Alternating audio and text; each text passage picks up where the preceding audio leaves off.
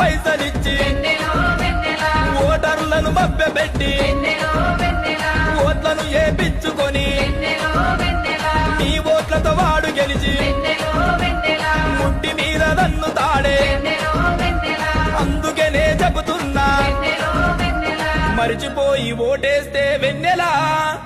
మరిచిపోయి ఓటేస్తే వెన్నెలా 5 ఏళ్ళు బాధపడుతావే వెన్నెలో వెన్నెలా రామణ చందనాల